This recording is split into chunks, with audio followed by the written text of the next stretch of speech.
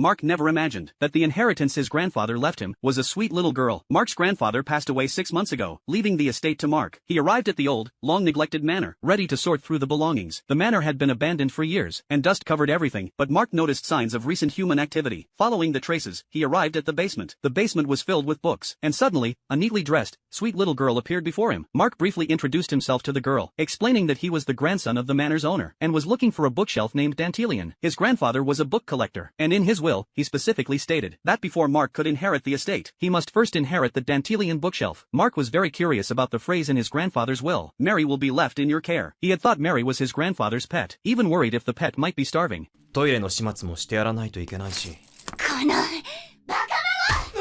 Now, however, he realized Mary wasn't a pet, but the cute little girl standing before him. So where is the bookshelf? Mary didn't give him an answer, but seemed wary of this sudden arrival. Mark was very curious about both the bookshelf and Mary, because he had heard the legend of Dantelion. It was said that the bookshelf contained countless books, and there was a demon who controlled knowledge living within. Although it was just a legend, Mark was still intrigued by the bookshelf. However, when he reached the basement, he only found ordinary books. Disappointed, he felt that these books didn't match the legend of the demon. Mary helplessly said, "You don't understand." She then asked Mark if he had ever heard of the legend of In the Pot. It was a story about a man who accidentally entered a pot and discovered a new world. Mary told Mark that the Dantelion bookshelf was like this legend. Inside the bookshelf was a library that could hold countless books. Mark found this idea amusing, and he didn't believe a word of what Mary said.